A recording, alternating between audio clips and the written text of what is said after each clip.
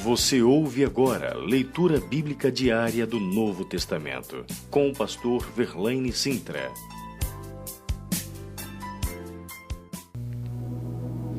1 Coríntios, capítulo de número 15.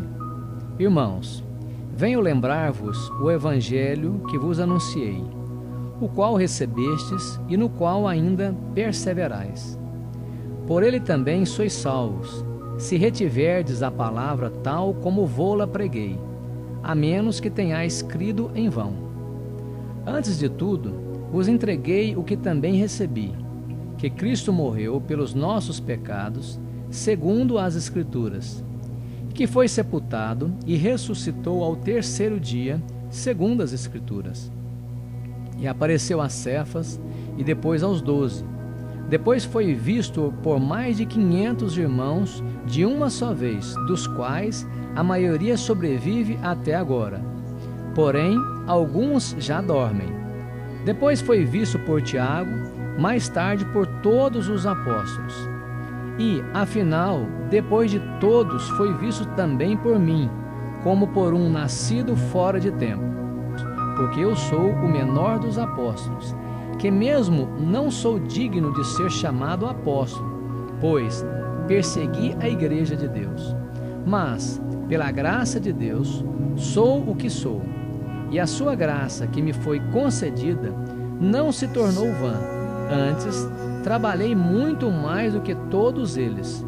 Todavia, não eu, mas a graça de Deus comigo.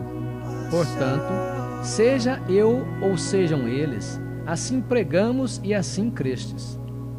Ora, se é corrente pregar-se que Cristo ressuscitou dentre os mortos, como, pois, afirmam alguns dentre vós que não há ressurreição de mortos? E, se não há ressurreição de mortos, então Cristo não ressuscitou. E se Cristo não ressuscitou, é vã a vossa pregação e vã a vossa fé. E somos tidos por falsas testemunhas de Deus, porque temos asseverado contra Deus que ele ressuscitou a Cristo, ao qual ele não ressuscitou, se é certo que os mortos não ressuscitam.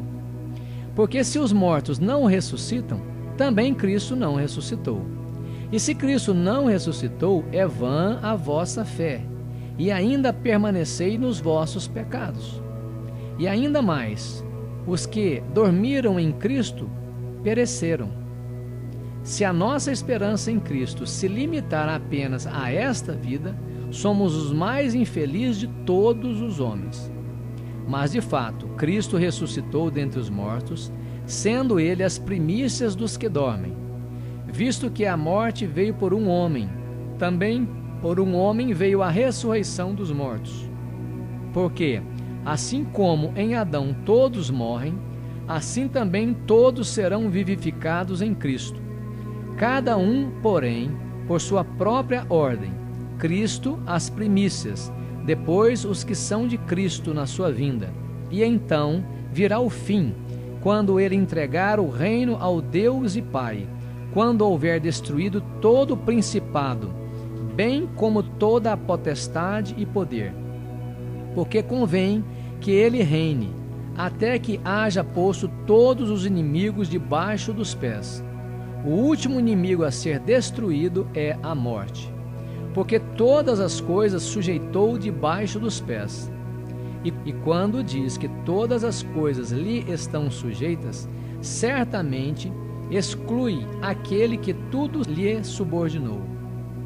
Quando, porém, todas as coisas lhe estiverem sujeitas, então o próprio Filho também se sujeitará àquele que a todas as coisas lhe sujeitou, para que Deus seja tudo em todos.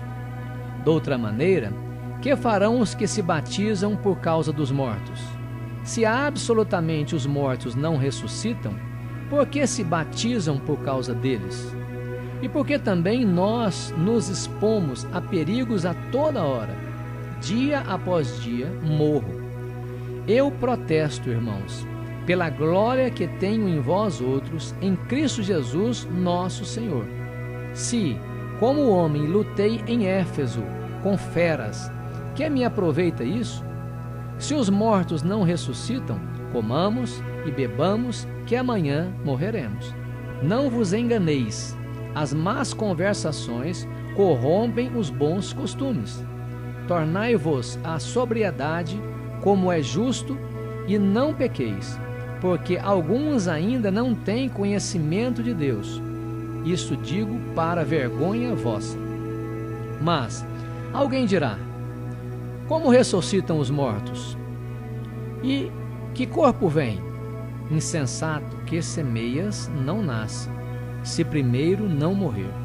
E, quando semeias, não semeias o corpo que há de ser, mas simples grão, como de trigo ou de qualquer outra semente. Mas Deus lhes dá o corpo que lhe aprouver dar, e cada um das sementes o seu corpo apropriado. Nem toda a carne é a mesma, porém uma é a carne dos homens, outra dos animais, e outra das aves, e outras dos peixes. Também há corpos celestiais e corpos terrestres, e sem dúvida, uma é a glória dos celestiais e outra a dos terrestres. Uma é a glória do sol, outra a glória da lua e outra a das estrelas, porque até entre as estrelas e estrela há diferenças de esplendor, pois assim também é a ressurreição dos mortos. Semeia-se o corpo na corrupção, ressuscita na incorrupção. Semeia-se em desonra, ressuscita em glória. Semeia-se em fraqueza, ressuscita em poder. Semeia-se corpo natural, ressuscita corpo espiritual. Se há corpo natural, há também corpo espiritual. Pois assim está escrito: o primeiro homem, Adão, foi feito alma vivente. O último Adão, porém, é espírito vivificante. Mas não é o primeiro o espiritual, e sim o natural, depois o espiritual. O primeiro homem formado da terra é terreno, o segundo homem é do céu. Como foi o primeiro homem, o terreno, tais são também os demais homens terrenos. E, como é o homem celestial, tais também os celestiais. E assim, como trouxemos a imagem do que é terreno, devemos trazer também a imagem do celestial. Isto afirma, irmãos, que a carne e o sangue não podem herdar o reino de Deus, nem a corrupção herdar a incorrupção. Eis que vos digo um mistério: nem todos dormiremos, mas transformados seremos todos, num momento, num abrir e fechar de olhos, ao ressoar a última trombeta.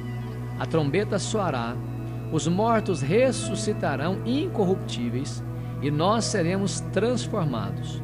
Porque é necessário que este corpo corruptível se revista da incorruptibilidade, e que o corpo mortal se revista da imortalidade. E quando esse corpo corruptível se revestir de incorruptibilidade, e o que é mortal se revestir de imortalidade, então se cumprirá a palavra que está escrita: tragada foi a morte pela vitória. Onde está, ó morte, a tua vitória? Onde está, ó morte, o teu aguilhão? O aguilhão da morte é o pecado, e a força do pecado é a lei. Graças a Deus que nos dá a vitória por intermédio de nosso Senhor Jesus Cristo. Portanto, meus amados irmãos, sede firmes, inabaláveis e sempre abundantes na obra do Senhor, sabendo que no Senhor o vosso trabalho não é vão. 1 Coríntios, capítulo de número 16. Quanto à coleta para os santos, fazei vós também, como ordenei às igrejas da Galácia. No primeiro dia da semana, cada um de vós ponha de parte em casa, conforme a sua prosperidade, e vá juntando, para que não façam coletas quando eu for. E quando tiver chegado, enviarei com cartas, para levarem as vossas dádivas a Jerusalém, aqueles que aprovardes.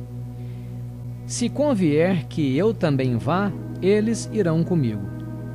Irei ter convosco por ocasião da minha passagem pela Macedônia, porque devo percorrer a Macedônia. E bem pode ser que convosco me demore ou mesmo passe o inverno, para que me encaminheis nas viagens que eu tenha de fazer. Porque não quero agora ver-vos apenas de passagem, pois espero permanecer convosco algum tempo, se o Senhor o permitir. Ficarei, porém, em Éfeso até o Pentecostes, porque uma porta grande e oportuna para o trabalho se me abriu, e há muitos adversários. E, se Timóteo for, vede que esteja sem receio entre vós, porque trabalha na obra do Senhor, como também eu. Ninguém, pois, o despreze, mas encaminhe-o em paz, para que venha ter comigo, visto que espero com os irmãos. Acerca do irmão Apolo, muito lhe tenho recomendado, que fosse ter convosco em companhia dos irmãos, mas de modo algum era a vontade dele ir agora. Irá, porém, quando lhe deparar boa oportunidade.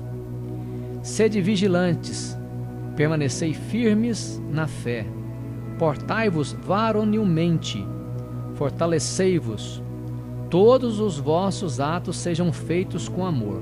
E agora, irmãos, eu vos peço o seguinte: sabei que a casa de Estéfanas são as primícias da Acaia, e que consagraram ao serviço dos santos, que também vos sujeiteis a estes tais, como também a todo aquele que é cooperador e obreiro. Alegro-me com a vinda de Estéfanas e Fortunato e de Acaio, porque estes supriram o que da vossa parte faltava, porque trouxeram refrigério ao meu espírito e ao vosso. Reconhecei, pois, a homens como estes. As igrejas da Ásia vos saúdam. No Senhor muito vos saúda Áquila e Priscila, e bem assim a igreja que está na casa deles. Todos os irmãos vos saúdam. Saudai-vos uns aos outros com ósculo santo. A saudação escrevo eu, Paulo, de próprio punho. Se alguém não ama o Senhor, seja anátema. Maranata. A graça do Senhor Jesus seja convosco. O meu amor seja com todos vós em Cristo Jesus. Você ouviu Leitura Bíblica Diária do Novo Testamento, com o pastor Verlaine Sintra.